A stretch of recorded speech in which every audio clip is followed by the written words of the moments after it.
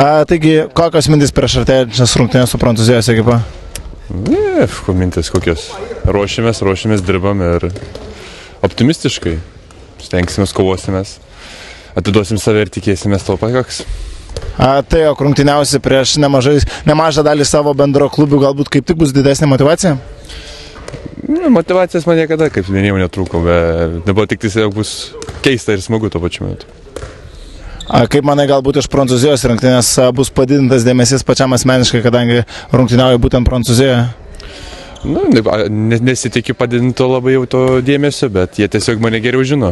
Kadangi su dauguma žaidžiu, jie žino, ką mėgstu, aš žinau, ką jie mėgsta, tai nebent čia tik toks gali dalykas būti. Kad didesnė dėmesio labai per daug nesitikiu. Jie tiesiog daugiau žinos mane.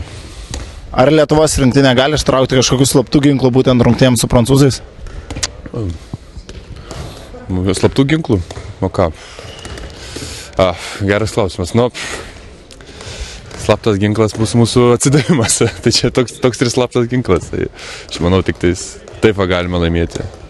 Duodami visą save, visiškai visą save ir tikėtis truputį sėkmės tą pačiu. Ir viskas, manau, įmanoma. Vienas iš paskutinių prisijungiai prie nacionalinės ekipos per šį pasirengimą. Ar užteko laiko pasiruošti?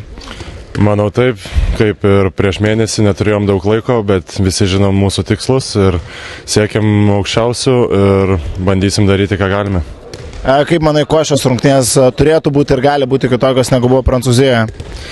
Bet kokiu atveju mes esam kaip komanda kitame lygyje, mes susižaidę geriau ir mes žinom dabar, ką mes padarėme tenais neteisingai, žinom, ką turime daryti kitaip ir tikimės daryti viską, kad pasiektume pergalę. Kas gali tapti tai stipriausiais Lietuvos rinktinės ginklais? Bet kokiu atveju, kaip visą laiką mūsų kovingumas, mes šiuo metu žaidžiam tikrai daug geresnę gynybą, negu žaidėme anksčiau ir bandysime parodyti viską, ką galime puolime.